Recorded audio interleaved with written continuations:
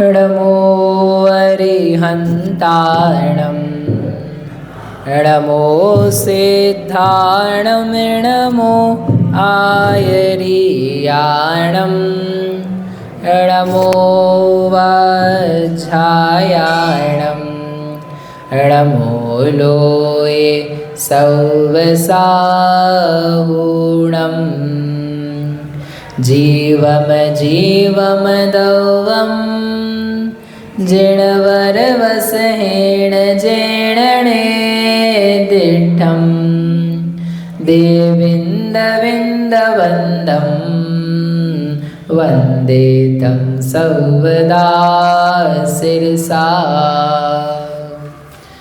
परमांगली ग्रंथ श्री द्रव्य संग्रह जी है। इसके रचयिता आचार्य भगवान श्री नेमिचंद सैद्धांतिक देव हैं। इसके तीसरे अधिकार मोक्ष मार्ग अधिकार में उस मोक्ष मार्ग की प्राप्ति करने का उपाय क्या है, तो उसको यहाँ पर आचार्य देव बता रहे हैं। वो उपाय है ध्यान। बिना ध्यान के मोक्ष मार्ग की उपलब्धि नहीं होती है। उन्होंने गाथा कही थी, उसमें कहा था निश्चय व्यवहार दोनों प्रकार के ध्यान, निश्चय व्यवहार दोनों प्रकार के मोक्ष मार्ग ध्यान में ही सिद्ध होते हैं, ध्यान में ही प्राप्त होते हैं। तो वह ध्यान करने के लिए पिंडस्थ पदस्थ आदिक का अवलंबन लेते हुए पदस्थ ध्यान बताया था। और उसमें नमोकार मंत्र परमेष्ठी वाचयाणम, परमेष्ठी के जो वाचक अक्षर शब्द हैं उनके माध्यम से प्राथमिक भूमिका वाला शिष्य जो है वह ध्यान करता है। तो उसमें फिर उसके पश्चात पंच परमेष्ठी का आचार्य देव ने स्वरूप भी बताया, जो कि पंच परमेष्ठी ध्येयभूत हैं। तो उसमें 4 हो गए। अंतिम साधु परमेष्ठी के बारे में ये गाथा है 54 नंबर की, वन पढ़ते हैं। दंसणाण समगम मगम मोखस जो चारितम साधयनिच शुद्धम साहु समुनि नमो तस्स। अब आचार्य देव साधु भगवान का स्वरूप क्या है वो बता रहे हैं। स्वरूप बताने मात्र के लिए स्वरूप नहीं बता रहे हैं। यह साधु परमेष्ठी पदस्थ जो नमो लोय सौव साहुणम पद है उसके ध्येयभूत हैं, उसके वाच्यभूत हैं।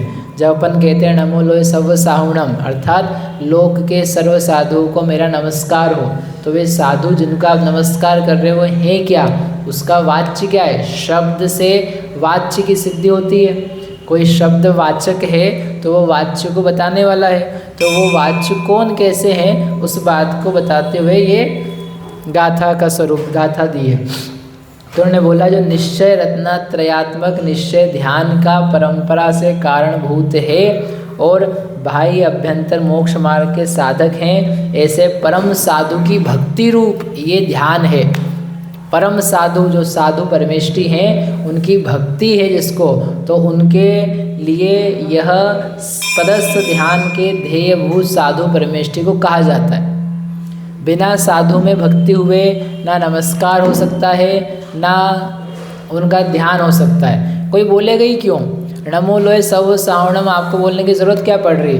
कुछ तो आप मानते होंगे, कुछ तो आपको भक्ति होगी, भले थोड़ी ही हो, लेकिन यदि आप नमस्कार कर रहे हो, अकेला ये नहीं कह रहे हो साधु होते हैं, आप ये बोल रहे हो कि हम साधु को नमस्कार करते हैं, तो नमस्कार बिना भक्ति के बिना उनमें प्रीति हुए नहीं हो सकता है।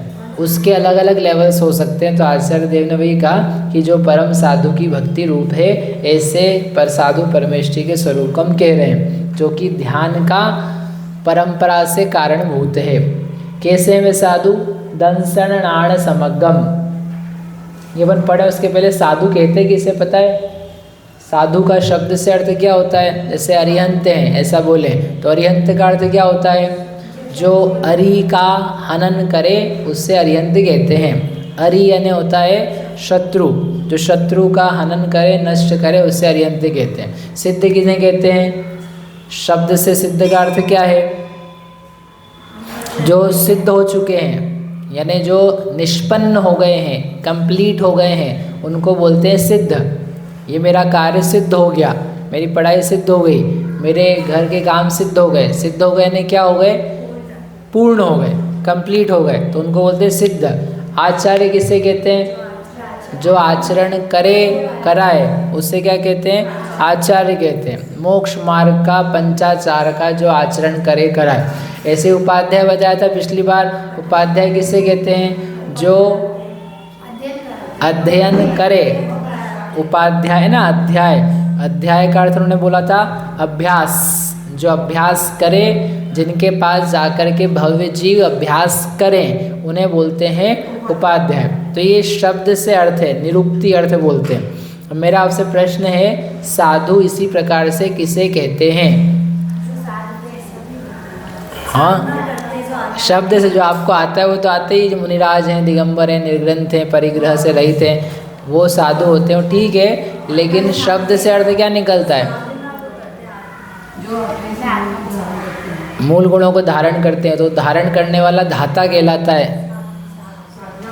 जो साधते हैं उनको साधु कहते हैं। जो साधते हैं उन्हें साधु कहते हैं। साध यदि, वही दिया यहाँ पर, साध यदि, जो साधते हैं, साधना करते हैं। अब प्रश्न है कि काय की साधना करते हैं? क्योंकि साधना करने वाले तो बहुत लोग हैं। घर में लोग साधना करते कि नहीं करते? घर में लोग साधना करते कि नहीं करते? हाँ, करते हैं। दुकान पे लोग साधना करते कि नहीं करते हैं? माला फेरते हैं क्या? नहीं, साधना। दुकान में माला नहीं फेरते लेकिन साधना करते हैं। पढ़ाई लिखाई नौकरी व्यापार सब में क्या करते हैं? साधना करते हैं। काय की साधना करते हैं? धन की, पढ़ाई की, कोई भोगों की, कोई कलाकारी की, वो सब जिसमें लगे हुए हैं उसकी साधना करते हैं। वे साधक नहीं है, लेकिन क्योंकि जो उत्कृष्ट पद है उसकी साधना करे उसको साधक साधु कहा जाता है। तो यहाँ पर ये साधु हैं जिनको नमस्कार करते हैं, तो वे किसकी साधना कर रहे हैं? तो उसके ऊपर लिखा हुआ है चारित्रम। जो चारित्र की साधना करते हैं, चारित्र को साधते हैं, उन्हें साधु कहते हैं। अकेले साधने वाले को साधु नहीं कहते हैं, नहीं तो हर व्यक्ति क्या बन जाएगा?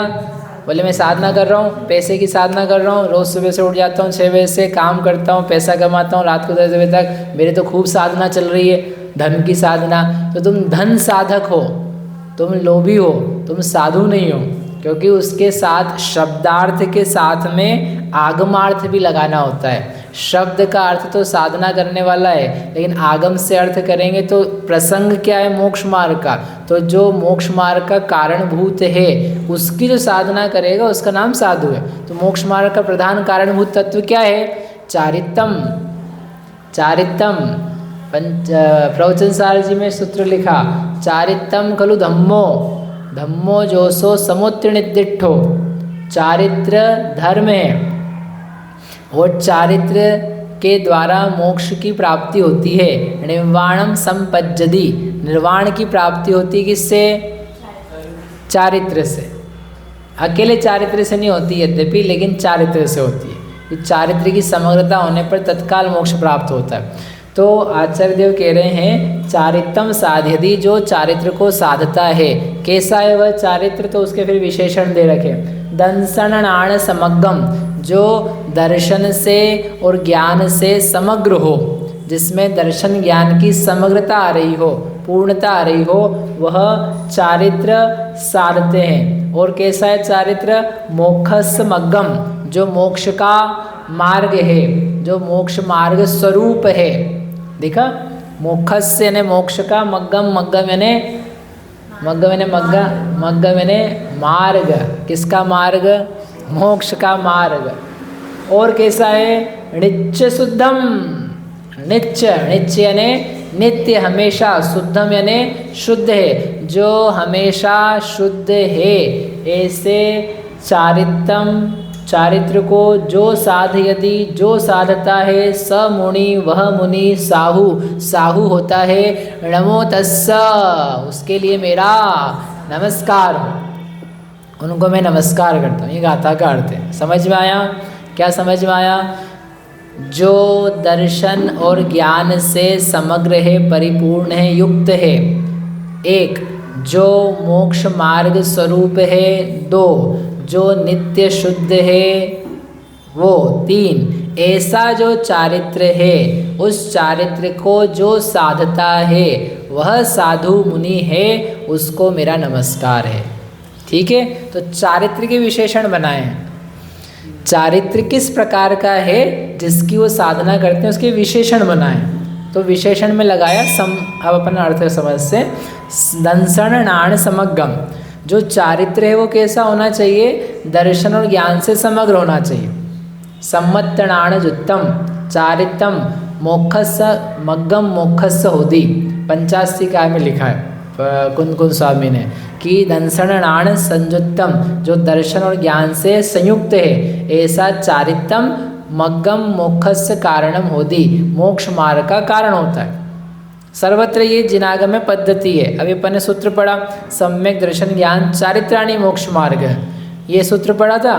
तो उसमें फिर उन्होंने व्याख्या करी थी कि आपने दर्शन को पहले, ज्ञान को बाद में और चारित्र को बाद में क्यों रखा है।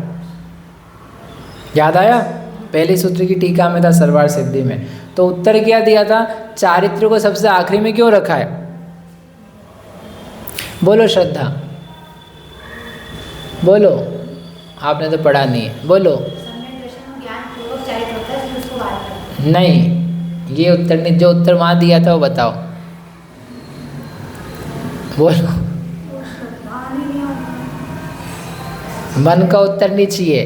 देखो वहाँ ये लिखा था कि ज्ञान पूर्वक चारित्र होता है, इसलिए ज्ञान के बाद में चारित्र को लिखा है। तो मैंने भी तो ये बोला था, नहीं आपने नहीं बोला। ये ज्ञान पूर्वक चारित्र होता है, ये स्पेसिफिक उत्तर दिया है। तो फिर ज्ञान को सेकंड नंबर क्यों रखा है? तुमने कहा था सम्यक दर्शन पूज्य है, सम्यक दर्शन कारण है, सम्यक ज्ञान कार्य है, इसलिए हमने सम्यक दर्शन के बाद में सम्यक ज्ञान को रखा है। ठीक है, तो ज्ञान जो है वह दर्शन पूर्वक होता है और चारित्र है वह ज्ञान पूर्वक होता है। तो अगर समग्रता से कहोगे तो आप ये कह सकते हो फिर कि जो चारित्र है वो दर्शन और ज्ञान पूर्वक ही होता है, इसलिए दर्शन ज्ञान को पहले रखा जाता है, बोला जाता है, समझा जाता है, प्राप्त भी किया जाता है, और उसके साथ उसके पश्चात में फिर चारित्र की क्रमशः उपलब्धि होती है, करता है व्यक्ति। तो ऐसा क्यों है? क्योंकि बिना सम्यक दर्शन ज्ञान के चारित्र कैसे होगा? अब उसके लिए अपने को जानने की जरूरत है कि चारित्र होता क्या है। चारित्र क्या होता है बता चुके हैं पहले, इसी में अपन पढ़ चुके, सम्यक दर्शन ज्ञान चारित्र तीनों। अभी जो साल 2 साल पुराना नहीं, 2-1 महीने में ही पढ़ा है। चारित्र किसे कहते हैं? 2 प्रकार का चारित्र बताया था, व्यवहार चारित्र, निश्चय चारित्र। बहिरभ्यंतर क्रिया रोहो भवनासन पणाठम, जो बाहरी और भीतरी क्रिया का रोक है, भव के नाश करने का कारण है, इस प्रकार का जो जीव का परिणाम है वह चारित्र है। याद आया? फिर गुप्ति रूपम, वद समिति गुप्ति रूपम, व्रत समिति गुप्ति रूप जो है वह चारित्र है। हाँ तो बोलो कम से कम। हाँ, याद आ रहा है कि नहीं आ रहा है? अरे महाव्रत, समिति, गुप्ति, परिचय, चारित्र, धर्मानुप्रेक्षा सब आई थी कि नहीं आई थी? उन सब का नाम क्या दिया था? चारित्र, व्यवहार चारित्र। ठीक है, नहीं आ रहा, कोई बात नहीं, आप जाने दो। उसको बोलते चारित्र, और व्यवहार चारित्र पूर्वक होता है निश्चय चारित्र। उसमें बताया था कि आत्मा की लीनता, स्वरूपे चरणम चारित्रम, ये अमृतचंद्र स्वामी ने लिखा है। स्वरूपे चरणम चारित्रम मोह क्षोभ विहीनो, मोह खोह विहीनो, परिणामो अपणो समो, जो आत्मा का साम्य परिणाम है, समतामयी भाव है, जिसमें मोह और क्षोभ यानी राग द्वेष नहीं है, उस आत्मा के परिणाम को चारित्र कहते हैं। ये है निश्चय चारित्र और व्यवहार चारित्र।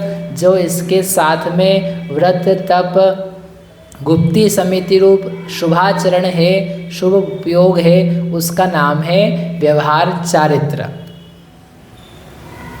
ठीक है, अब वो हम पूछ रहे हैं आपसे कि इस प्रकार का जो चारित्र है क्या बिना दर्शन और ज्ञान के हो सकता है?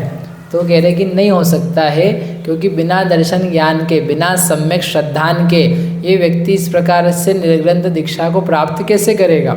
चारित्र की उपलब्धि निर्ग्रंथ मुनिराज को होती है उत्तम रूप से, क्योंकि जो कषाय के अभाव के लिए एक बाह्य वातावरण चाहिए है, उसकी पूर्ति महाव्रतों के साथ में, अपरिग्रहिता के साथ में, अहिंसा के साथ में होती।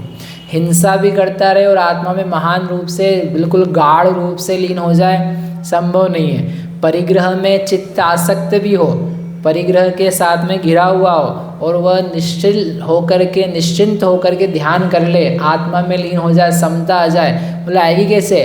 परिग्रह और विषय कषाय हिंसादिक पाप ये तो व्यक्ति को असहिष्णु बनाते हैं, इनटॉलरेंट बनाते हैं।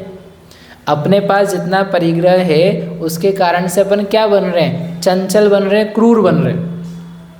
जितना परिग्रह अपने आप के अपने परिणामों को ऊंचा नीचा करता रहता है। अभी आप यहाँ बैठे हो, कार खड़ी है, बोले कार खड़ी है, कोई ठोक नहीं जाए, अभी आगे कोई बोल जाए, वो क्रेन वाला आ गया तो इतने भगते फिरेंगे। और चलो ले गए, अब तो उठा के ले गया, अब तो ले गया, अब तो शाम को मिलेगी, बैठ जाओ, अब दिन भर क्या होगा, दिन भर में आत्म ध्यान करूँगा। अच्छा आत्म ध्यान होएगा दिन भर है, हो जाएगा कि अब किसको फ़ोन लगाऊं, कौन टीआई पहचान का है, कौन ऐसा ही है, अब वहाँ पे जाएंगे और कोई लेके आ जाए। तो क्यों हो रहा है, एक सूत्र है आगम का, परिग्रहासक्त, परिग्रह में लगा हुआ जो चित्त है वह चंचल रहता है, स्थिर नहीं होता है, कल्पनाएं होती है उसमें, चिंताएं होती है उसमें, क्योंकि उसकी हानि नहीं हो जाए, वस्तु की हानि नहीं हो जाए। तो जो महाव्रत है, अपरिग्रहता है, वो आत्म ध्यान को प्राप्त करने के लिए वातावरण है। उसके बिना वास्तव में जो निर्विकल्पता तीन कषाय के अभाव रूप मुनिराज के हो सकती है, होती है, वो नहीं हो सकती है। जो देश व्रत हैं, अणुव्रत हैं, परिग्रह का परिमाण है, उसकी प्राप्ति के बिना दो कषाय के अभाव रूप जो शांति है, निर्विकल्पता है, वो नहीं हो सकती। यदि होती तो फिर इस प्रकार के वो नियमों को बताते भी नहीं कि चौथे गुण स्थान के लिए व्रत नहीं चाहिए, पांचवें के लिए व्रत चाहिए, छठे सातवें के लिए महाव्रत चाहिए, तीन कषाय के अभाव के लिए ये सब नियम चाहिए। इन सब को उन्होंने बांधा नहीं है, this is how it happens. पूरा सर्वज्ञ भगवान तीन लोक तीन काल के जीवों को जानते हैं, एक एक भाव के साथ में, कि कैसे कैसे भाव के साथ क्या क्या दशा हो सकती है, उसको लेकर के वो बताया हुआ है कि ऐसा ऐसा बनता है। तो कहने का मतलब ये है कि व्यवहार चारित्र की जो उपलब्धि है वह निश्चय चारित्र के लिए है, लेकिन दोनों ही प्रकार का चारित्र बिना श्रद्धान के नहीं आ सकता है। किस बात का श्रद्धान? तत्वार्थ श्रद्धान। और तत्वार्थ श्रद्धान में आ रहा है संवर तत्व, निर्जरा तत्व। तो यह जो व्रत आदि है और आत्मलीनता है, ये संवर रूप है, ये मेरे लिए हितकारी है, इसको मैं प्राप्त करूं। ऐसे श्रद्धान के बिना उसको प्राप्ति कैसे करेगा? आप लोग यहाँ पर आए हो, अभी बैठे हो, तो आप लोग किस भाव से युक्त होकर के आए हो? इसको पढ़ने से कुछ लाभ होगा, इस भाव से आए हो कि घर वालों ने धक्का मार के भेजा है कि जाओ थोड़ा देर क्या है मंदिर में करो, यहाँ पे हमको घर में हैरान नहीं करो, थोड़ा जा कर के मंदिर में पंचायत करो। मंदिर क्या है? सोशलाइजिंग पॉइंट है, यहाँ पे अच्छी सोशलाइजिंग हो जाएगी, मिलना जुलना, लोगों से बात करना। घर में हमको क्यों हैरान कर रहे हो? क्यों जी? ये दुकानदार लोग हैं ना बेचारे, एक भी दिन में घर नहीं बैठ पाते, घर वाले परेशान रहते, बोले तुम तो जाओ दुकान ही जाओ। एक दिन भी घर में बैठोगे तो बहुत उधम मचाओगे। क्यों? पकोड़ा बना दो, इडली बना दो, मिठाई बना दो, पोहा खिला दो। क्यों शैली भाभी? बोले जाओ तुम लोग। हमारे मलारगंज में ऐसे ऐसे दुकानदार हैं, पता है, सुबह 7 बजे आ जाते, सुबह 7 बजे से आ जाते। हम लोग सोचते हैं कि इनके घर वाले कितने परेशान हैं इनसे, कितने दुखी हैं कि बेचारे को 7 बजे से हुआ नाश्ता दे करके भेज देते हैं, बोले तुम जाओ यार यहाँ से। आप कितने बजे भेजते हो? और रात को 8-9 बजे तक वही चिपके रहते हैं। गजब ही लोग हैं। अच्छा ऐसा नहीं, अभी कोरोना जैसे टाइम पे भी वो आते थे घर में नहीं रहते थे, आदत ही नहीं लोगों को झेलने की। बोले कैसे झेलें 60 साल हो जाते हैं ना व्यक्ति के, नौकरी करके आता है जब वापिस 60 साल के बाद, तो बहुत हैरान होता है, और घर वाले भी बहुत हैरान होते हैं। तो फिर वो बोलते जाओ मंदिर जाओ तो मंदिर के लोगों को हैरान कर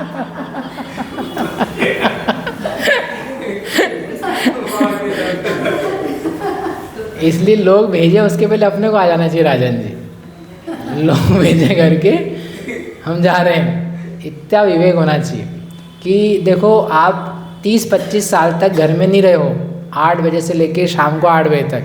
अब तुम अचानक आप भटकोगे, ठीक है, तो कोई झेल नहीं पाएगा। इसलिए आप समय बांट लो, थोड़े से समय घर पे रहो, या फिर पहले से ही घर पे रहना सीख जाओ। हमारे जैसे हम 27 साल की उम्र से घर में ही रह रहे तो लोगों को झेलने की आदत है हमारे घर पे उसके बिना नहीं चलेगा काम। तो बताओ आप लोग यहाँ आए हो तो आपको कैसे आए हो? घर से भेजा है कि आप चल के आए हो? चल के आए, श्रद्धांत से आए, कुछ लाभ होगा, कुछ हित होगा। तो बिना श्रद्धान के बिठाया नहीं जा सकता, बिना श्रद्धान के आप सुन नहीं सकते हो, बिना श्रद्धान के आपको चित्त में उपयोग लगा करके बिठा तो फिर भी सकते हैं, लेकिन आप सुन लो उपयोग लगा करके, जिसमें कोई मजाक मस्ती गाना कथा नहीं चल रही, आपको कोई स्वरूप ही समझा रहे, तो उस बात को बिना श्रद्धान के नहीं सुना जा सकता। वो बिना ज्ञान के सुन लोगे क्या? बिना ज्ञान के भी नहीं सुन सकते हो। ज्ञान चाहिए, बुद्धि चाहिए, उपयोग चाहिए, लगाने के लिए मन चाहिए। और शब्द का अर्थ क्या है, इसमें मैं सुनूं, समझूं, वाक्य को फ्रेम करूं, क्या समझ में आ रहा है, नहीं आ रहा है, पूछ लूं, वो सब बात के लिए क्या चाहिए? ज्ञान चाहिए। तो जैसे एक सामान्य क्रिया है स्वाध्याय करना, पूजा करना, वो बिना ज्ञान श्रद्धान के नहीं होती है। तो जो चारित्र है, आत्मलीनता है, निश्चय चारित्र और बहिरंग चारित्र वृत्तपादिक रूप है, उन दोनों ही चारित्र को जीव बिना श्रद्धान के नहीं कर सकता है। निर्ग्रंथि कैसे हो जाएगा? एक बार ही भोजन करना है, ऐसा बड़ा काम कैसे कर लेगा? और फिर बैठ करके कायोत्सर्ग करना है, ध्यान करना है, सामयिक करनी है, बिना श्रद्धान के कैसे करोगे? और ज्ञान ही नहीं होगा तत्संबंधी तो भी कैसे करोगे? आहार लो, बिना ज्ञान के आहार कैसे लोगे? बिना ज्ञान के समिति का पालन देख करके चलना कैसे होगा? और ये सब मैं किस लिए कर रहा हूँ? ये अहिंसा का पालन है, ये मेरे परिणामों की विशुद्धि का कारण है। तो बिना श्रद्धान और ज्ञान के कैसे होगा? फिर बैठ करके आत्म ध्यान करो, आत्मलीनता करो, आत्म संवेदन करो। अभी आत्मा का श्रद्धान और ज्ञान होगा तो संवेदन होगा ना। तो इसलिए बहुत सीधी सी बात है, बिना सम्यक दर्शन और बिना ज्ञान के चारित्र की उपलब्धि नहीं होती है। तो एक तो वो चर्चा है। दूसरा, सम्यक लगाया है तो बहुत सारे लोग चारित्र का पालन करते हैं। आत्म अनात्म के ज्ञानहीन, जे जे करनी तन करन छीन। बोलो आगे। ते सब मिथ्या चारित्र त्याग, अब आत्म के हित पंथ लाग। तो वहाँ मिथ्या चारित्र के लिए लिखा था कि ये दुनिया के लोग बहुत सारा प्रकार का तप करते हैं, बहुत चारित्र पालन करते हैं। कोई उपवास करता है, कोई गड्ढे में घुस जाता है, कोई पर्वत पे चढ़ता है, कोई हाथ सीधा रख के तपस्या करता है, कोई अग्नि लगा करके तपस्या करता है, कोई उल्टा लटक करके तपस्या करता है। चारित्र का पालन कर रहे हैं। कोई बर्फ़ ही खा रहा है 5 साल से, बोले मेरी बर्फ़ की तपस्या है, केवल बर्फ़ खाता हूँ और कुछ भी नहीं खाया है। कोई पानी पी के तपस्या कर रहा है। तो सब प्रकार की तपस्या कर रहे हैं, लेकिन उसमें पॉइंट लिखा आत्म अनात्म के ज्ञानहीन। आत्मा का सम्यक बोध नहीं है, अनात्मा अर्थात अजीव का सम्यक बोध नहीं है। ऐसे आत्मा अनात्मा के ज्ञान के बिना जो जो शरीर को सुखाने, तपाने, मिटाने, गलाने के उपाय कर रहे हो, वो कोई चारित्र नहीं है। उससे पुण्य प्राप्ति हो सकती है यदि अहिंसक रूप है कुछ तो, उससे स्वर्ग की प्राप्ति हो सकती है, उससे ऊपर वैमानिक में भी जन्म हो सकता है। आपने समता से खा पी लिया है, शांति से सहन कर लिया है तो अकाम निर्जरा से, लेकिन चारित्र जिसे मोक्ष का मार्ग कहते हैं वो तो नहीं बन पाएगा। इसलिए दर्शन ज्ञान से युक्त तो ही चारित्र हो सकता है। अन्य सारे मिथ्या मतों का निराकरण इतने सम्यक दर्शन ज्ञान से हो जाता। जिन देव का श्रद्धान होना चाहिए, श्रद्धानम परमार्थानाम आप्तागम तपोभ्रताम त्रिमूढ़ा पौढ़मष्टांगम सम्यक दर्शन मस्मयम। सम्यक दर्शन है जिसमें देव शास्त्र गुरु का श्रद्धान सबसे पहले है। आई बात समझ में? तो दर्शन और ज्ञान से समग्र हो, दर्शन ज्ञान से युक्त हो। इससे ये भी सिद्ध होता है कि दर्शन और ज्ञान है वह पहले प्राप्त हो जाते व्यक्ति को, और चारित्र है वह कालांतर में होता है। किसी को साथ में भी होता है, पहले गुणस्थान से सप्तम गुणस्थान को प्राप्त किया किसी जीव ने, तो दर्शन ज्ञान भी हुआ सम्यक, साथ में चारित्र भी हुआ। परंतु कोई चतुर्थ गुणस्थान को अविरत सम्यक्त को प्राप्त करता है तो दर्शन ज्ञान की प्राप्ति हुई, चारित्र को अब साधेगा।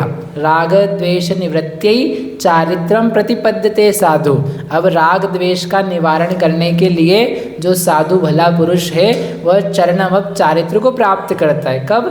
दर्शन लाभात अवाप्त संज्ञान, जिसको दर्शन का लाभ हो गया है, सम्यक ज्ञान की प्राप्ति हो गई है, वह अब चरण को प्राप्त करता है। रत्नग्रंथ जी का 3रे अधिकार का पहले श्लोक है। तो दर्शन ज्ञान पूर्वक हुआ। अब उसमें लिखा उन्होंने समग्रम, समग्र मैंने से समग्र, कम नहीं हो, पूरा भरा पूरा हो, कण कण में रोम रोम में क्या बसा हुआ हो, ज्ञान भरा हो, श्रद्धान हो। किस बात का? अहम एक को, इस बात का, और जिनेन्द्र देव इस बात का, मैं हूँ और भगवान है, यही मेरे लिए शरण है। शुद्धात्म अरु पंच गुरु जग में शरणो दोय, मोह उदय जिय के व्रथा आन कल्पना होय। सुना? मतलब बोलो देवी, सुना कि नहीं सुना अभी? शुद्धात्म अरु पंच गुरु, शुद्धात्मा और पंच गुरु यानी पंच परमेष्ठी। जग में शरणों दोय, जग में 2 शरण है, इस संसार में मेरे लिए 2 ही शरण है, 5 परमेष्ठी और 5 परमेष्ठी और शुद्धात्मा। और आगे सुंदर लिखा, मोह उदय जिय के व्रथा आन कल्पना होय। और इस मोह के उदय से इस जीव के वृथा कल्पना, बेकार की कल्पना होती है, व्यर्थ की, क्या? कि मेरे शरण कोई और भी है, मेरे लिए सहारा कोई और भी है। बताओ देवी, कौन कौन सहारा है अपना? गिरधर गोपाल कौन शरण है मेरा? बंसी बजैया है कि रोटी खिलैया? मेरी माँ मेरी शरण है, रोज़ सुबह शाम क्या देती बना करके? टिफ़िन देती कि नहीं? कि ताज़ा देती, खिलाती है अपने हाथ से? नहीं, वो दिन गए। व्यवहार में बहुत सारी शरण होती है, लेकिन वास्तविक जो व्यवहार है उसमें पंच परमेष्ठी शरण है। और निश्चय से, यथार्थ से मेरी आत्मा के परिणाम आत्मा में ही होंगे, मेरा शुद्ध स्वरूप ही शरण है। इस प्रकार के परिणाम से जो युक्त है, ऐसा श्रद्धान बसा है जिसके। समझ में आए साधना जी? और कोई नहीं चाहिए मेरे को। कौन सा देश, कौन सा क्षेत्र, कौन सा काल, जहाँ जिनदेव हैं, जहाँ जिनदेव की भक्ति है, वही क्षेत्र काल वही अपने लिए श्रेयस्कर है। और जहाँ मेरे श्रद्धान आत्म तत्व का भाव बनता है, वो भाव श्रेष्ठ है, वो परिणाम श्रेष्ठ है, वो समय श्रेष्ठ है। जहाँ रहो फिर वहाँ पर, भले यहाँ रहो, चाहे कहीं बाहर रहो, चाहे इंदौर के बाहर चले जाओ, कि आपके ससुराल जाओ कि मायके जाओ, हु केयर्स, क्या फ़र्क पड़ता है आपको? लेकिन अपने आप में अपने आप भाव लगा हुआ होना चाहिए। नहीं आ रहा है समझ में? छाबड़ा बहन जी समझ में आ रहा है कि नहीं? किसका श्रद्धान करो? स्वयं का। और स्वयं को बताने वाले पंच परमेष्ठी का। आपके रोम रोम में बसा रहे, ना निहिल बसा रहे, ना आदि बसा रहे, कोई भी नहीं चाहिए दूसरा। आदिनाथ चाहिए, पता है? बसा दूसरे ही रखे इन्होंने। हाँ हाँ, इन्होंने पूछा कि शुद्धात्मा का श्रद्धान, शुद्धात्मा का अपने को शरण है, शुद्धात्मा रूप पंचगुरु जग में शरणों दो। तो शुद्धात्मा अपनी है, तो शुद्धात्मा कहाँ से शुद्धात्मा है? अशुद्धात्मा भी है। स्वरूप की अपेक्षा से जो आत्मा का विविक्त स्वरूप है, चैतन्य मात्र स्वरूप है, उस स्वरूप को बोल रहे हैं ये मेरी शरण है। क्रोधी, मानी, मायावी, लोभी आत्मा थोड़ी ना शरण है। क्रोधी आत्मा की शरण में जाएंगे तो क्या मिलेगा? डंडे पड़ेंगे, संक्लेश होगा। लोभी आत्मा, अपन स्वयं लोभी, इसी आत्मा की शरण में जाओ, लोभी आत्मा की, तो क्या मिलेगा? कर्म मिलेंगे तुम्हें, कष्ट मिलेंगे, इच्छा मिलेगी, आकुलता मिलेगी, दुख मिलेगा। जिसके पास दुख मिले उस आदमी के पास काहे जाना? जो अपने को दुख देने में कारण बने उस व्यक्ति इसके पास से जाने से डर लगता है, शरण नहीं होती है। शरण वो होती है जिससे अपना डर मिट जाए।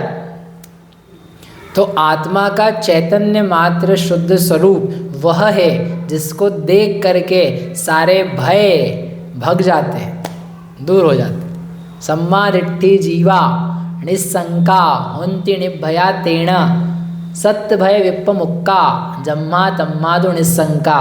जो सम्यक दृष्टि जीव है वह 7 भयों से दूर रहने से निशंक हैं। श्रद्धान में कुछ नहीं बिगड़ता है मेरा। ऐसे श्रद्धान से परिणत होना उसका नाम है समग्र। आप सोचो जिसको बहुत गजब का श्रद्धान बसे जा रहा हो, वैराग्य आ गया, फिर तो देखो मुनि पद प्राप्त करता है। श्रद्धान हो और वैराग्य ना चढ़े, अभी डर लगता हो, भयभीत रहता हो बाहरी बातों से, शरीर से, ठंडी गर्मी भूख प्यास से, तो क्या करेगा? बात तो सही है लेकिन अभी थोड़ा सा कमजोरी है, अभी ठंड सहन नहीं होती है, भूख सहन नहीं होती है। क्यों बालक? हाँ तो बोलो, है ना? तो आपको सम्यक दर्शन भी हो जाए फिर भी अभी कमी है। और जिसके सम्यक दर्शन बढ़ रहा हो, ज्ञान बढ़ रहा हो, वैराग्य बढ़ रहा हो, तो क्या होता है? तो फिर दीक्षित होता है। फिर दीक्षा के बाद क्या होता है? चारित्र प्राप्त करता है। दीक्षा चारित्र नहीं है, दीक्षा चारित्र की प्राप्ति का साधन है, उपाय है। समग्रता नहीं हुई है, अभी होना बाकी है। तो जो समग्र है, पूर्ण है दर्शन ज्ञान से एक, और कैसा है? जो चारे मोक्षस मग्गम, मोक्ष का मार्ग है, मोक्ष का रास्ता है, जिस पर चलने से मोक्ष की निश्चित रूप से प्राप्ति होती है। तो बताओ सम्यक दर्शन से मोक्ष की प्राप्ति होती है कि सम्यक ज्ञान से होती है कि सम्यक चारित्र से होती है? तीनों से होती है। पक्का? तीनों से होती है। ये भी लिखा है शास्त्र में, चारित्र से मोक्ष होता है। चारित्र मोक्ष का साक्षात कारण है। चारित्र मोक्ष का साक्षात कारण है, ऐसा लिखा है शास्त्र में। बताओ अंजना जी, तो अब क्या करें? चारित्र को मोक्ष का साक्षात कारण क्यों बोला है? दर्शन ज्ञान पूर्वक ही चारित्र होता है, इसलिए वो हो ही गया। बहुत अच्छे, वो ठीक है। तो फिर तीनों को ही बोलना चाहिए था ना, दर्शन ज्ञान चारित्र साक्षात मोक्ष। साक्षात कर समझते हो आप? साक्षात मतलब बिल्कुल उससे ही मोक्ष प्राप्त हो ही जाएगा। एक होता है परंपरा। परंपरा यानी जैसे अभी आप पढ़ रहे हो, आपका पढ़ना परंपरा से मोक्ष का कारण है, मोक्ष मार्ग है। परंपरा से का मतलब कि आप अभी सुन रहे हो, इसके तत्काल बाद नहीं हो रहा है। आप सुन रहे हो, सुन करके आप विचार करोगे, विचार करके आप ध्यान करोगे, फिर आपको स्वसंवेदन होगा, सम्यक्त प्राप्त होगा। सम्यक्त प्राप्त करके फिर आप अपने जीवन को और आगे बढ़ाओगे, फिर वैराग्य होगा, फिर दीक्षित होगे, फिर आप व्रत का पालन करके ध्यान लगाओगे, छपक श्रेणी पे चढ़ोगे, फिर छपक श्रेणी पे चढ़ के अरिहंत बनोगे। अरिहंत बनने के बाद में आपकी दिव्य देशना, बहन जी दिव्य देशना कहाँ का खिलेगी आपकी? कहाँ का खिलानी है आपको? मेरा तो बस गांधीनगर, पूरे भारत भर में विहार होकर के आपकी देशना खिलेगी। फिर आप 14 गुण स्थान में आकर के क्या बन जाओगे? सिद्ध बन जाओगे। तो आपका ये प्रवचन आपको कहाँ बना रहा है? मोक्ष में ले जा रहा था। अभी सीधा ले जा रहा है क्या? नहीं, रास्ते में इतनी सारी चीज़ें हैं, उसको बोलते हैं परंपरा। इस कार्य से बीच के बहुत सारे कार्य और होने हैं, फिर वो काम होगा। तो हमने इससे सीधा ये बता दिया, दिस इज कॉल्ड परंपरा से।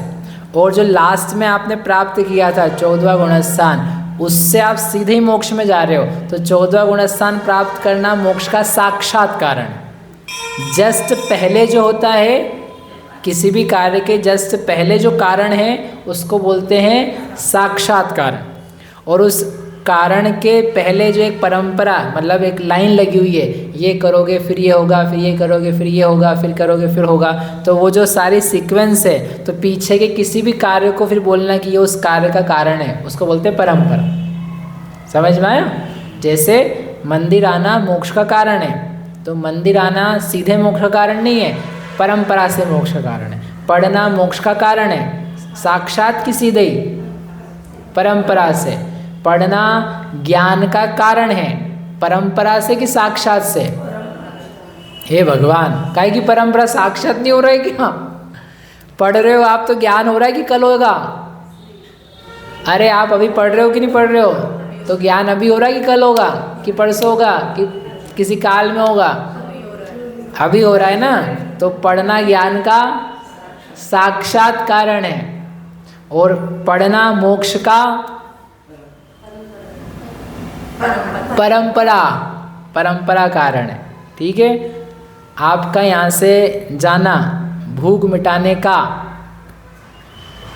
परंपरा कारण है कि साक्षात कारण?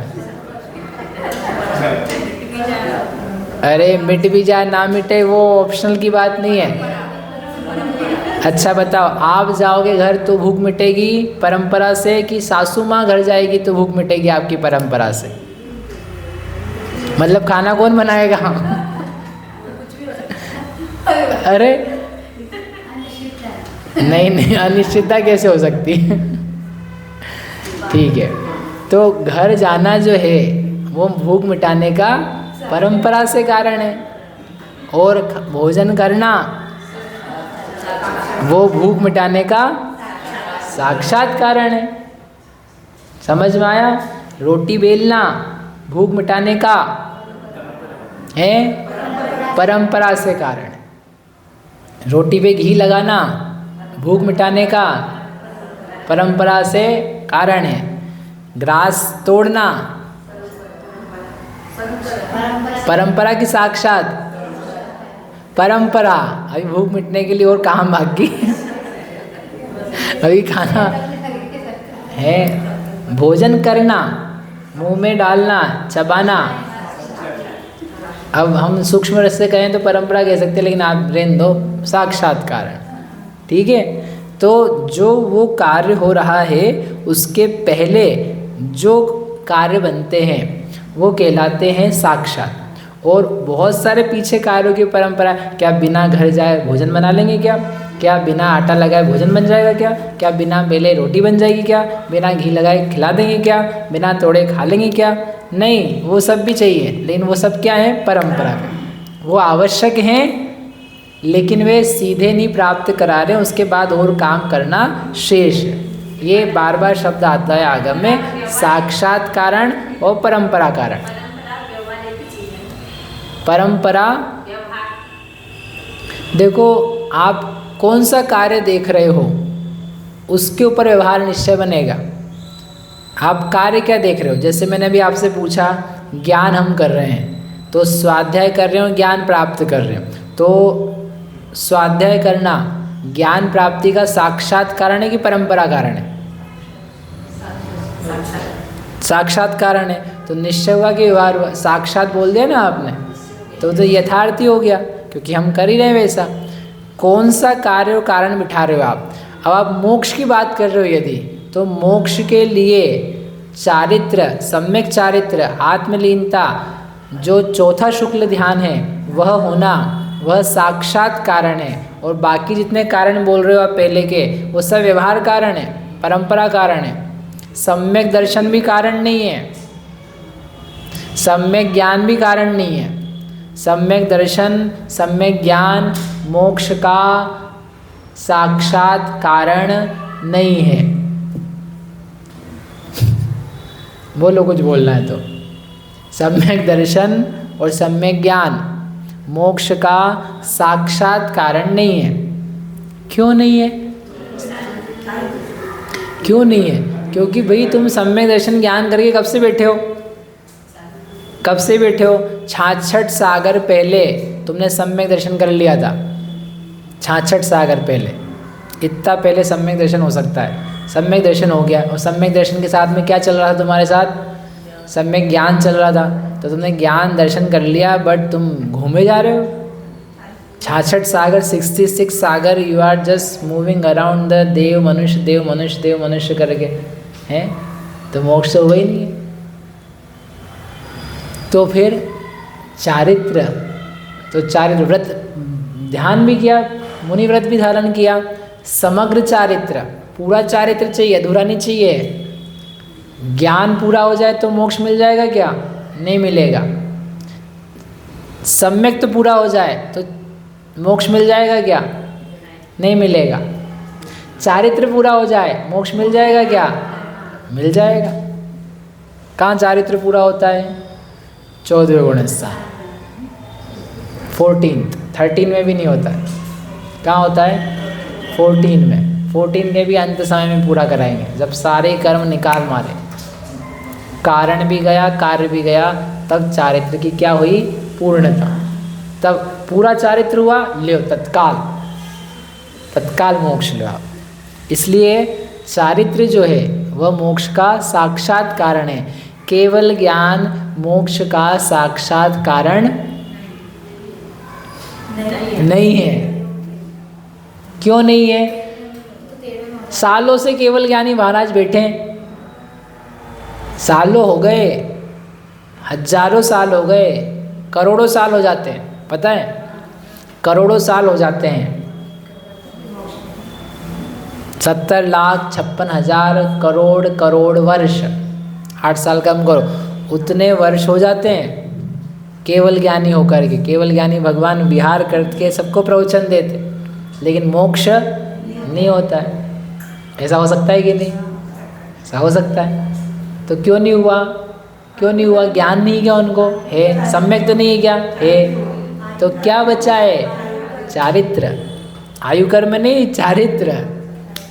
चारित्र बचा है अभी, चारित्र कंप्लीट नहीं हुआ है। इस कारण से चारित्रम को लिखा है यहाँ पर कि जो चारित्र को साधते हैं, पूर्ण शुद्ध यथाख्यात योग रहित निज आत्मा की निष्कंप दशा को साधते हैं, वैसा निज आत्मा जानते मानते अनुभवते हैं, प्रयास करते हैं।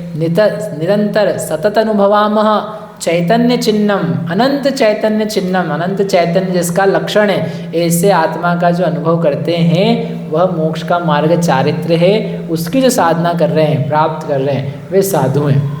और कैसे हैं? नित्य शुद्धम। चारित्र कैसा है? नित्य शुद्ध। ऐसा शुद्ध कि जिसको प्राप्त करने पर आत्मा की पूर्ण शुद्ध दशा प्रकट होती है।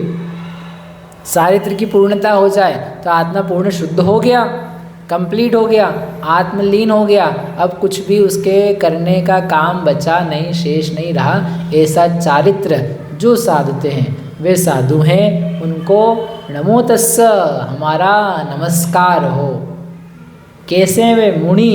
मुनि हैं वे साधारण जीव नहीं हैं, गृहस्थ नहीं हैं। वे घर में रहने वाले, वस्त्र युक्त, पाप आदि से युक्त ऐसे नहीं है। वे पाप रहित, अहिंसा, अचौर्य, सत्य, ब्रह्मचर्य, अपरिग्रही महाव्रत के स्वामी हैं। 5 पापों का पूर्ण रूप से जिन्होंने त्याग कर दिया है, त्याग करके चारित्र को साधते हैं, उनको हमारा नमस्कार। अब यहाँ तो नमस्कार किया है, बात काहे की चल रही थी? ध्यान की चल रही थी। तो ध्यान करना है कि नमस्कार करना है? तो आचार्य देव ने नमस्कार किया है, अपनी लघुता बताई कि हम भी मुनिराज को नमस्कार करते हैं। लिखने वाले कौन हैं? आचार्य। और नमस्कार किसको कर रहे हैं? साधु को। कभी सोचा आपने, आप बड़े हो तो छोटे को नमस्कार करोगे क्या? बोलो। आचार्य हैं, आचार्य। मैं 2011 की बात है, 10 हो गया, तो महाराज जी थे उज्जैन में, वो पंचकल्याण चल रहा था मई जून, जब भी था ऋषिनगर में, और मैं सभा में बैठा हुआ था और उधर से महाराज जी ने मंगलाचरण किया। मंगलाचरण में नमोरियंताणम सिद्धाणम आर्याणम, तो उस दिन मेरे को ख्याल गया कि ये तो स्वयं ही आचार्य हैं, तो ये आचार्य हैं तो इनको नमो आर्याणम तक बोलना चाहिए। आगे नमो वज्जायणम नमो लोय सव सावणम, इसकी इनको क्या आवश्यकता है? इनके लिए तो वे बच्चे हैं, छोटे हैं, ये आचार्य हैं। तो एकदम बिल्कुल वो हो गया, क्या गजब व्यवस्था है। और ये तो इनकी बात है वर्तमान आचार्य की, जिन्होंने लिखा है भूतबली आचार्य ने, तो वे भी आचार्य थे, अद्भुत ज्ञान के धनी। उन्होंने लिखा कि वे उपाध्याय को और साधु को नमस्कार कर रहे हैं कि जितने मोक्ष मार्गी हैं, जितने वास्तव में पूज्य पद हैं यही हैं, हम भी अपने मान को हटा करके इनको भी नमस्कार कर रहे हैं। पद की आराधना नहीं है, पद में स्थित आत्मा की आराधना, रत्नत्रय से युक्त हैं। तो हम नमस्कार नहीं करेंगे, हम तो आचार्य हैं, ये पहले नमस्कार करें, फिर हम इनको क्या करेंगे? प्रति नमोस्तु करेंगे, बिना शर्त के नमस्कार है, नो कंडीशन सप्लाइड। आप तो जो सामान लाते हो उसमें क्या लिखा रहता है? Terms and conditions. यहाँ पर without conditions we are going down. हम भले आचार्य हैं, हम नमस्कार करते हैं। इतना उदार, इतना बड़ा कौन है? जैन धर्म। बोलो जैन धर्म की। तो आचार्य देव ने उपाध्याय में और साधु में दोनों जगह लिखा नमो तस्स, लेकिन हम बता रहे हैं ध्येय, ऐसे साधु का ध्यान करना चाहिए। यानी साधु महाराज ऐसे हैं, अब आपको ध्यान करना है साधु का, तो जो चारित्र को पा रहे हैं, व्रतों को पाल रहे हैं, समिति से ऐसी प्रवृत्ति कर रहे हैं, अपने में गुप्त हैं, इस प्रकार से आत्मलीन हैं, निष्प्रह हैं, अपरिग्रही हैं, शरीर को तन उपल खाज खुजावते, ऐसे स्थिर बैठे हैं मानो पत्थर हों, ऐसे गजब अजब के साधु महाराज। उनकी हम क्या कर रहे हैं? उनका ध्यान करें। ध्यान करें ना, अपने उपयोग को उसमें जोड़ रहे हैं। जोड़ने से क्या होगा? हम भी इस प्रकार से बने, हमारा भी इस प्रकार से परिणमन हो, उस प्रकार की भावनाएं आती है। इसलिए हम आप सभी ऐसे साधु परमेष्ठी को जान करके उनके ध्यान में युक्त होवे, ऐसी मंगल भावना से हम तक करते हैं। बस इसमें 4 गाथाएं और बची है, फिर पूरा हो जाएगा। अगली गाथा है वो, उसके बाद की गाथा गजब ही, माँ चिट्ठह माँ जंपह। नहीं सुनाओ तो वो सुनने जरूर आ जाना।